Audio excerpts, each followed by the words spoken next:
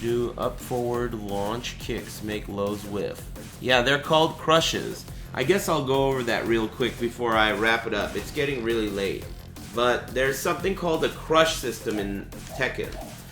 What the crush system is that moves are designed from the drawing board up to crush a certain category of move. There are high crushes and there are low crushes. So this hop kick, this is a low crush, and it takes about 10 frames to get off the ground. So you can still be hit, counter hit on the way up. But once 10 frames is over, you're in the air, and it beats all lows. There are other moves like this one, and this one, and this one. Any move that looks like it jumps usually gets off the ground and beats lows. There are also high crushes. The most generic, universal high crush for every character is a down jab. It's designed to get under high moves and take your turn, steal your turn back. So if the opponent does a jab, even if they're at frame advantage, you'll be able to get under the jab as long as you have enough frames to high crush. That exists in this game for every character, and it's independently sprinkled across your move list. So you gotta look at your move list and see, does this look like it ducks under highs? Like, okay, that looks like it ducks under highs. How about this? Yeah, that looks like it ducks under highs. How about, whatever, maybe this or something else, right? So you gotta go and find what beats highs and what beats lows. Another thing that I didn't mention is these hop kicks, the low crushes, they also beat throws. Throws are only able to connect, for the most part, on a standing opponent. If they're in the air, you can't throw them. There are exceptions to this. Gigas and King and maybe a couple others have air throws. But for the most part, generic throws, as well as command throws, do not throw airborne opponents. So hop kicks will also beat throws. How fast are throws?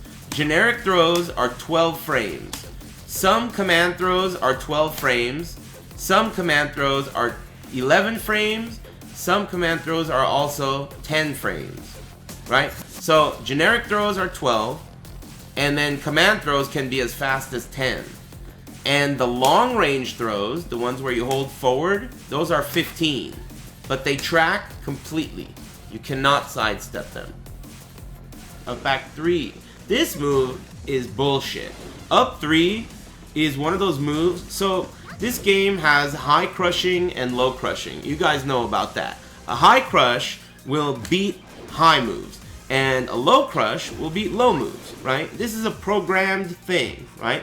But this game also has 3D collision detection, right? So there's two things going on at the same time. 3D collision detection is basically when you see something on the screen, it spatially should work the way you see it, right? That's why we always go email Harada, because something didn't happen the way it looked like it should have happened. And even though that happens a lot, for the most part, you should consider the visual cues as like an example of how things should work, right?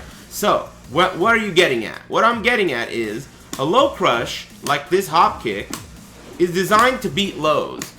But because we're playing a game with 3D hit detection, 3D collision detection, as you can see, the beginning frames of this hop kick, in order to jump, it's like a 3D game, right? The animation, she has to crouch a little bit, right?